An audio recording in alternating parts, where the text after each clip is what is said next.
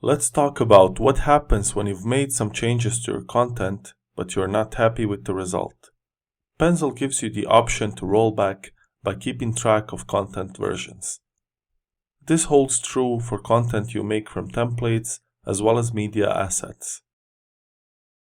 Previously, we added SEO-related fields, title and description, to our article template by inheriting from another base template that we created for SEO purposes.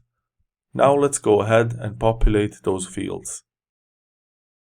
After opening the content editor, we select the article we want to modify. Scroll down to the bottom to see the SEO section. Let's populate the title and the description fields.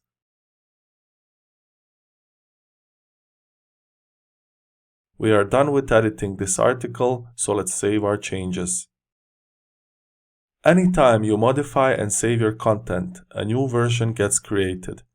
You can check out the version history as part of content properties.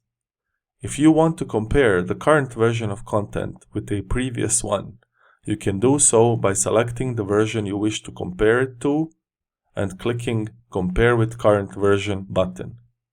A new window will open up with both content versions side by side. Highlighted fields display differences between two versions. How can we restore to a previous version?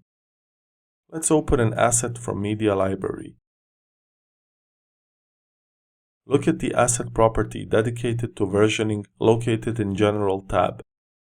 Now we can select the version we wish to roll back to and click the Compare with Current Version button. To finish reverting, click Rollback Compared Version and confirm the action, and we have successfully restored the previous version of this asset.